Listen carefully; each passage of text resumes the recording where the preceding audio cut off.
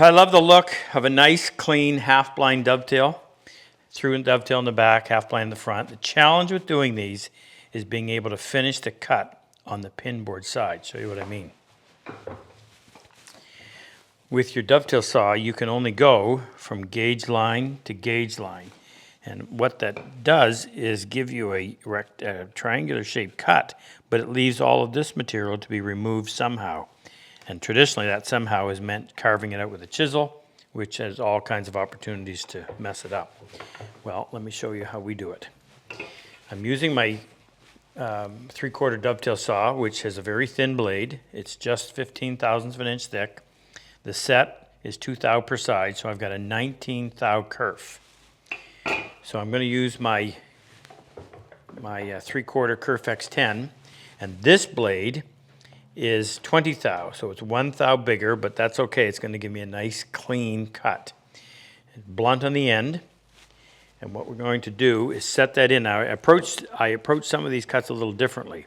The internal ones can be done with 2 steps, meaning my first chop will be here, my second will go right to the line, but out here, where I'm close to the edge, I'm going to do that much more carefully. I may even go 4 steps. I'll show you what I mean.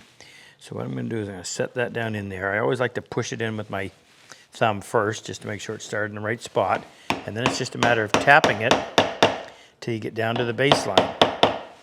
And then I'll take that out,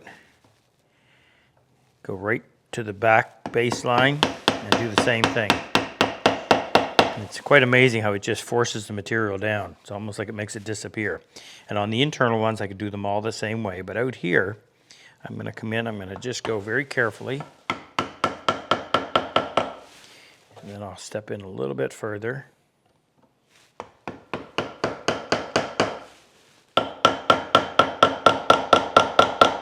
You want to get right down to the baseline.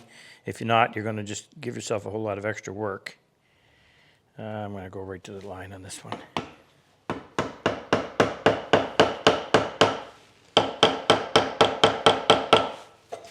Now, with both of those cuts completed, I simply go in and chop out this material. I don't have to go in and pare the sides of the pins anymore, which was always the most problematic part of it. And that'll all be nice and clean. So much quicker, so much faster, so much better.